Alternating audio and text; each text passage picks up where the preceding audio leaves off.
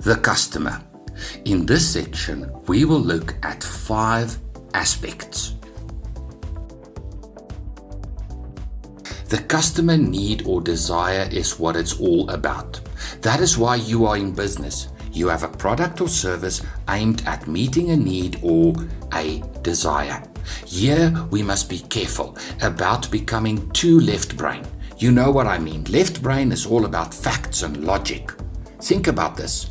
How much of a customer's felt need or desire is about left brain thinking? How much of the buying decision and process has to do with clear logical thinking, especially when it comes to consumer products? I believe there is much value in setting aside left brain thinking for a moment and just using your imagination.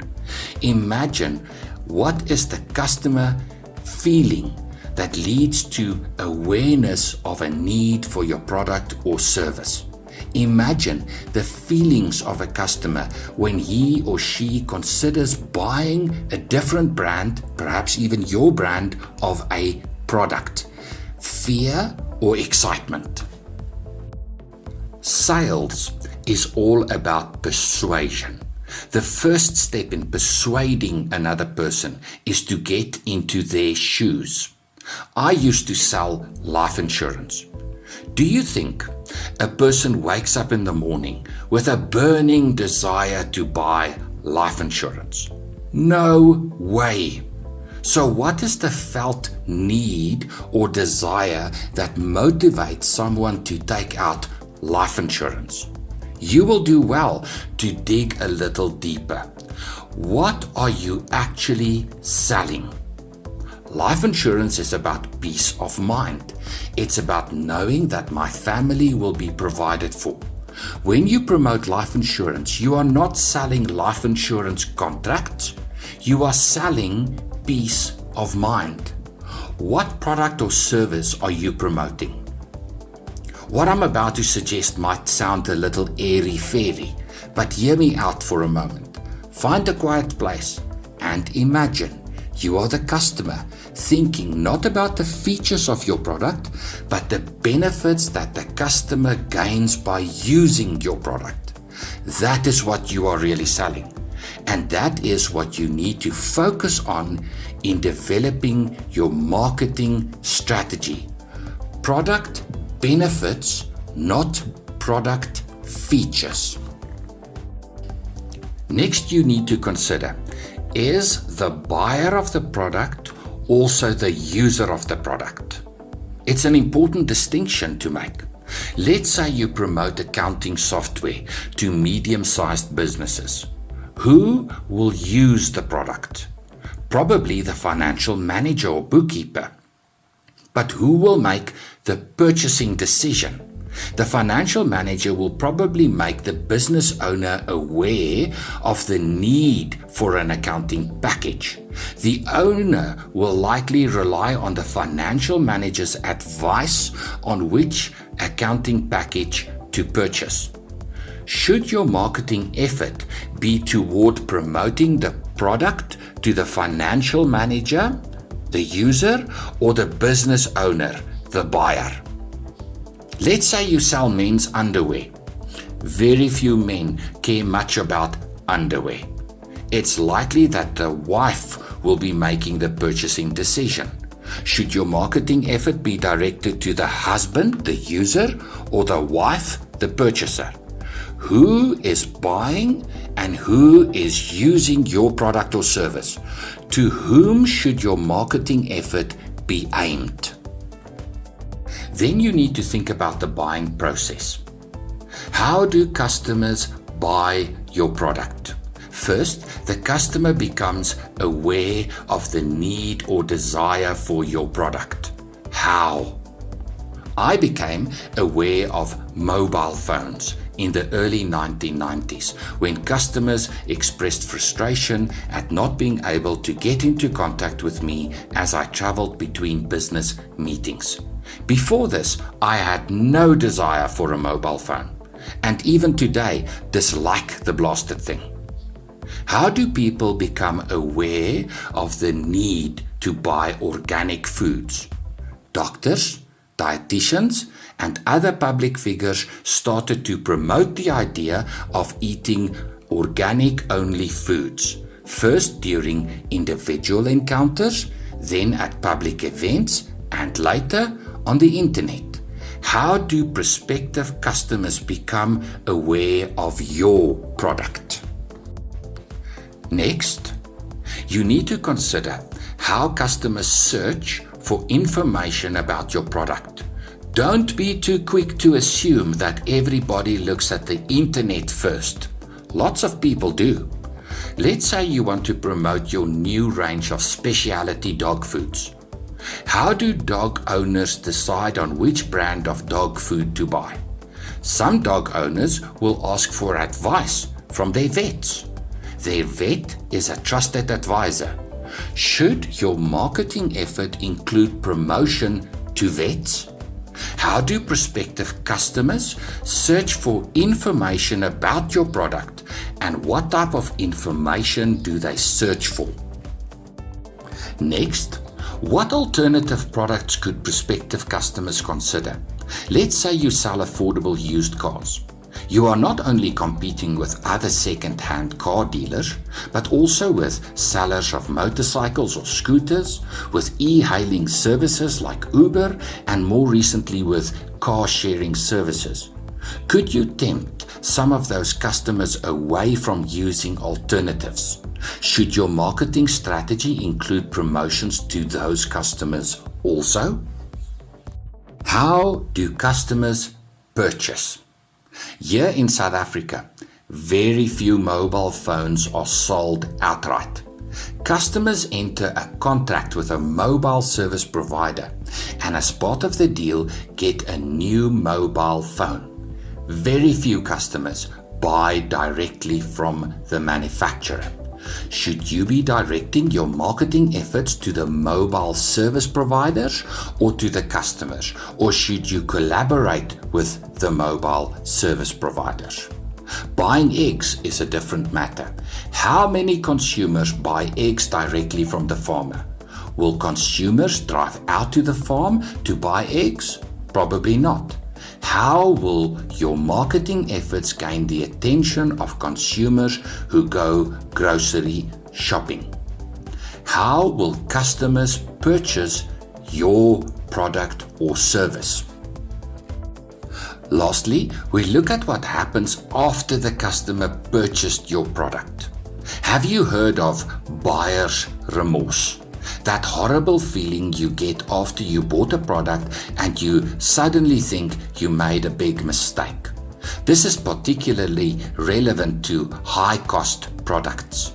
Happy customers are likely to tell one or two other people about your product and spread the word this way. Unfortunately, research indicates that unhappy customers are likely to tell 5 or 6 people about a bad experience. Should your marketing effort include messaging to a customer confirming the validity of their buying decision? Let's say you sell solar equipment for residential use. Marketing messages to existing customers informing them about the ongoing savings that the customer gains from using solar solutions will reassure the customer that they made the right choice. Okay, so let's just recap for a moment. We looked at the need, the buyer versus the user, and the buying process. Buyer's involvement. Now we consider the buyer's involvement in the purchasing process. How much time and effort must be spent by the customer in the buying process? When grocery shopping, I don't spend a lot of time and effort thinking about the brand of bread to buy. But I do invest some time and effort when considering coffee. Coffee is important to me and to millions of other people across the world. My investment in buying coffee is much greater. The risk I feel of making a mistake when considering a new brand of coffee is much greater than considering a new brand of brown bread. How much time and effort will customers have to invest in considering your product? How much risk will they feel when considering your product against some established brands? Your marketing strategy must address these aspects to the extent that it is relevant to your product. Lastly, we consider segmentation. Don't adopt a pray and spray mentality, especially if you're a small business. It's very hard to compete with large, entrenched corporations on price when you have a commoditized product. A commoditized product is a product where there's virtually no difference in product features between competing brands. Milk is a good example. People buy on price and availability. Segmenting the market into smaller groups may be a good strategy if you can identify segments large enough to serve profitably and into segments that you can effectively market to. You can then devise a marketing strategy aimed at specific segments. Traditionally, marketers adopt segmentation along the following lines. Geographic, dividing your market by country, region, metropole, or suburb. Your marketing strategy may have to be limited to a specific region. If, for instance, you are promoting a product where high customer involvement in the buying process is required. Say you provide solar installations for residential use. Customers are likely to look for a local provider that will allow for one-on-one consultation. A marketing strategy that promotes a cost-free first consultation will appeal to this type of customer. But that means you must be able to get to these customers in a cost-effective way. Demographic. To what extent is age, gender, income, marital status, family life stage, education, occupation, ethnicity, race, or religion applicable to your offering? Psychographic. This is probably the most challenging of factors to get a hold on. But for certain types of products, lifestyle issues or personality types may be relevant. This may apply for fashion-related items like clothing. Behavioral. Much have been written lately about behavioral economics. Here you can look at factors like usage. How much and when do customers buy your product? Ice cream is mostly sold during warmer months, whereas chicken soup sells well during winter time. Occasion. Jewelry is bought for specific occasions, like a marriage anniversary. Brand loyalty plays a big role in certain segments. People hold on to Apple smartphones, even though Korean makes offer very similar features and user experience. Price and promotion. I buy coffee almost always on a special and look out for promotions all the time. The criteria you use to segment the market must allow you to effectively evaluate your marketing strategy. Measurability. You must be able to effectively measure the results of your marketing strategy. Accessibility. Can you access the specific segment of the market? Can you get your message out to these prospects? Sustainability. Is the segment of sufficient size or value? Is the segment growing, stagnant, or reducing in value? Profitability. Can you make a reasonable profit by marketing to the segment? Compatibility with competition. Which of your competitors are targeting the segment and can you compete? Effectiveness. Do you have the resources needed to effectively serve this segment? And defendability. Can you effectively defend your market share in this segment?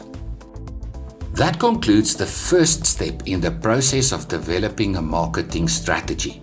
At this point, you may have to review some of your preconceptions around your product or service. After all, you've spent some time during the first step looking at the prospective customer, gaining a better understanding of the customer needs and wants. Have you gained new insights in this step? What adjustments must you make to your product or service? Have you uncovered a new customer need or perhaps a new way of thinking around how your customer buys the product? It's important to take a moment to consider what you've learned before continuing to the next step. The next step in the process of developing a marketing strategy is to look at the market for your product or service.